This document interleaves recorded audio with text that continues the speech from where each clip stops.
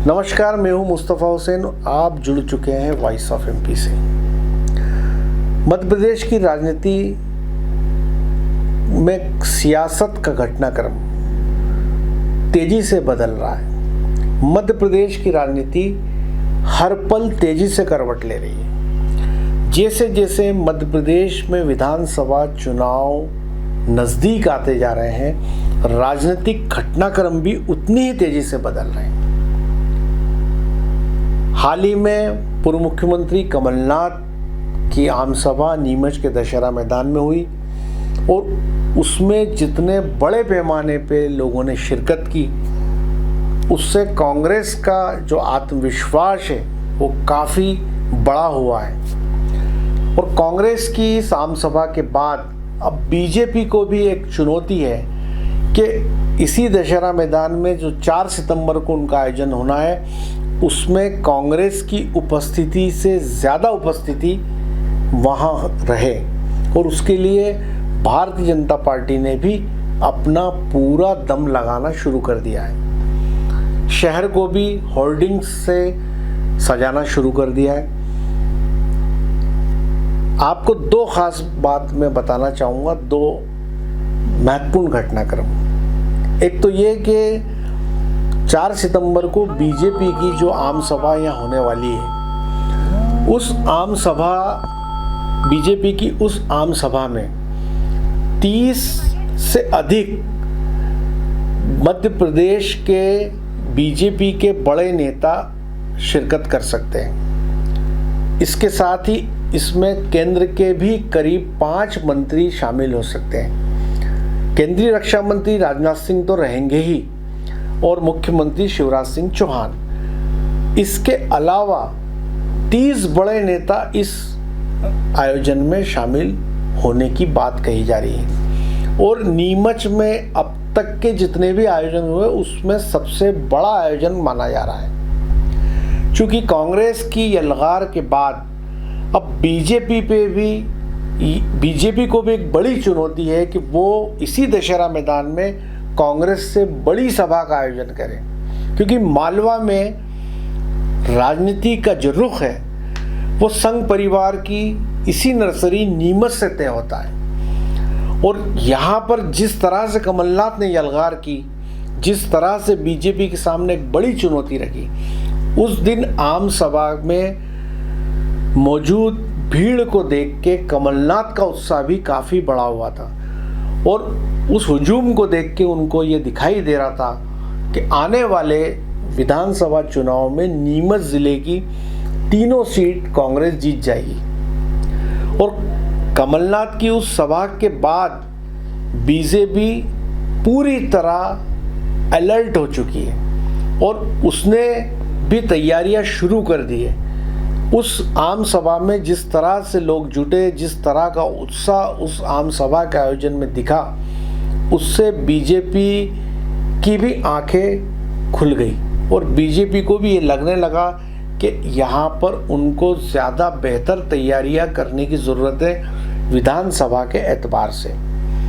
इसीलिए यहाँ पर बीजेपी जो आयोजन करने जा रही है, उसमें मध्य प्रदेश के अधिकांश बड़े नेता शामिल हो रहे हैं। जो हमारे पास खबरें हैं उसमें सीएम शिवराज सिंह तो आएंगे ही, केंद्रीय रक्षा मंत्री भी आएंगे, लेकिन साथ में प्रदेश भाजपा अध्यक्ष, वहीं हितानंद शर्मा, प्रदेश भाजपा अध्यक्ष वीडी शर्मा, चुनाव संचालन समिति के केंद्रीय मंत्री नरेंद्र सिंह तोमर, ऐसे तमाम नेता इस आयोजन में शामिल होंगे। इसके साथ ही आज भोपाल में प्रदेश कांग्रेस के दफ्तर में एक महत्वपूर्ण बैठक चल रही है।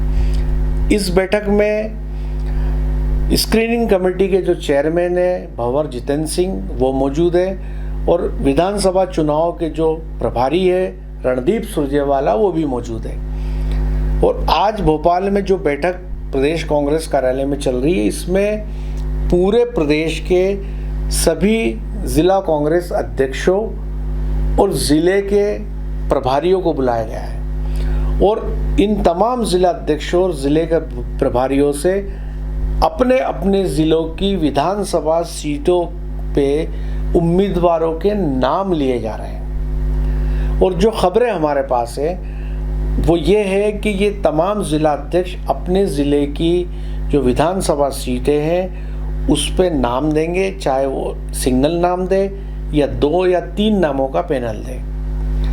और उसके बाद कांग्रेस पार्टी का जो आला कमान है, जो स्क्रीनिंग कमेटी है, उसने अपने स्तर पर राहुल गांधी के दफ्तर ने एक सर्वे रिपोर्ट तैयार करवाई है मध्य प्रदेश की कि ज़मीन पे कौन उम्मीदवार चुनाव जीत सकते हैं। इसके साथ ही 2 सर्वे कमलनाथ ने करवाए, तो 3 सर्वे ये हो गए। उसके बाद ज़िला अध्यक्ष और ज़िला प्रभारी द्वारा लिए गए नाम। तो इन 5 अलग अलग सोर्सेस से जो नाम कांग्रेस पार्टी के पास जाएंगे उसका तुलनात्मक अध्ययन किया जाएगा और उसके बाद उसमें से विजयी उम्मीदवार को निकालकर उसको उम्मीदवारी दी जाएगी। और खबरें ये है कि कांग्रेस पार्टी सितंबर के इस पहले सप्ताह में 66 उन सीटों पे नाम डिक्लेयर कर देगी उम्मीदवारों के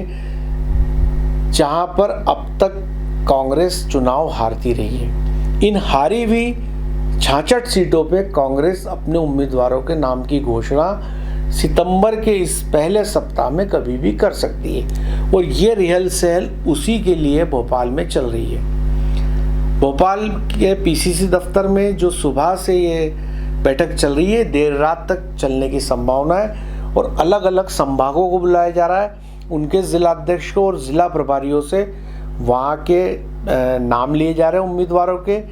यदि वो सिंगल नाम दे सकते हैं तो बेहतर है, अदरवाइज़ उनको कहा गया है कि वो अपना पैनल दें। नीमच से भी ज़िला कांग्रेस अध्यक्ष अनिल चौरसिया और ज़िले की जो इंचार्ज है नूरी खान वो इस बैठक में शामिल हैं। तो जो महत्वपूर्ण खबर हमारे पास है वो ये है कि पहले सप्ताह में 66 हारी हुई सीटों पे नाम पार्टी डिक्लेयर कर देगी और इन हारी हुई सीटों के जो 66 नाम है उसमें नीमच मंदसौर की भी 7 सीटें।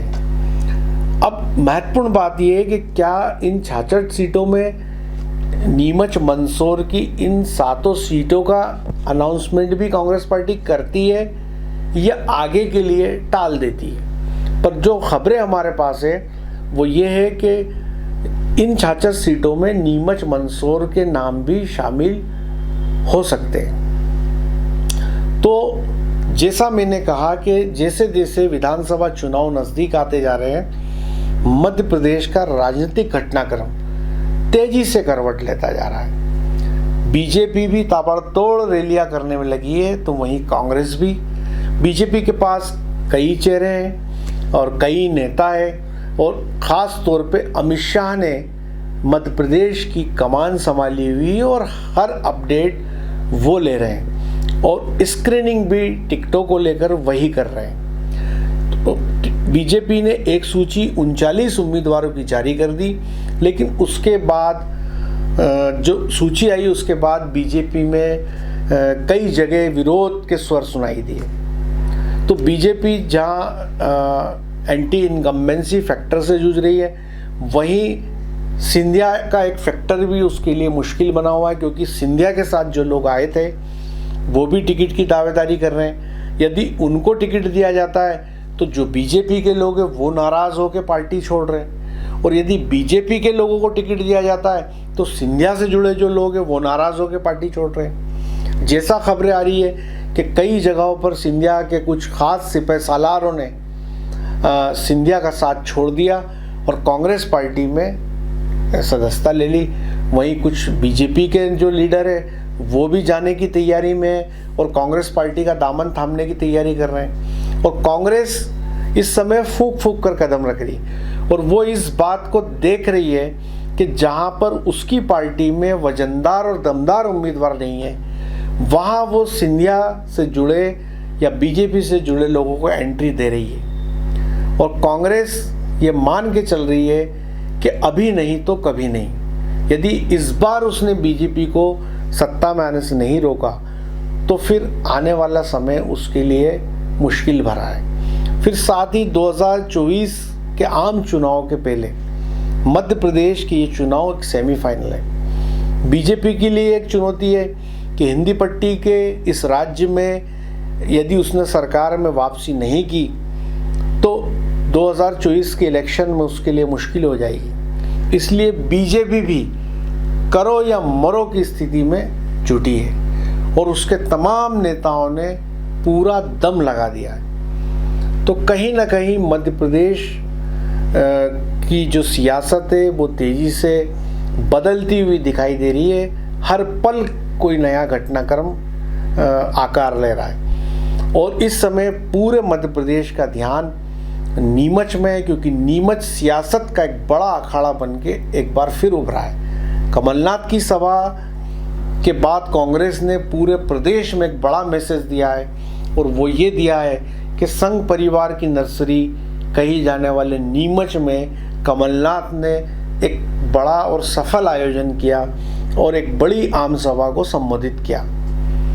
तो ऐसे में बीजेपी भी अलर्ट मोड पे है और उसकी भी अब ये कोशिश है कि कमलनाथ ने जितने बड़े पैमाने पे आम सभा की, अब वो भी अपने नेताओं को लेकर उससे सवाया आयोजन नीमच में करें। तो 4 सितंबर तक नीमच राजनीति का बड़ा अखाड़ा बना रहेगा और कल से नेताओं के आने का सिलसिला नीमच में शुरू हो जाएगा।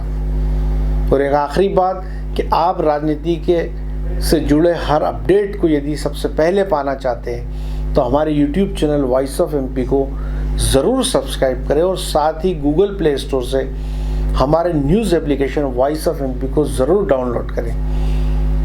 हमारी तमाम खबरें आप KTV के 127 नंबर चैनल पर भी देख सकते हैं। ये था अब तक का अपडेट। आगे हर अपडेट के लिए बने रहें हमारे साथ। जय हिंद, जय भारत।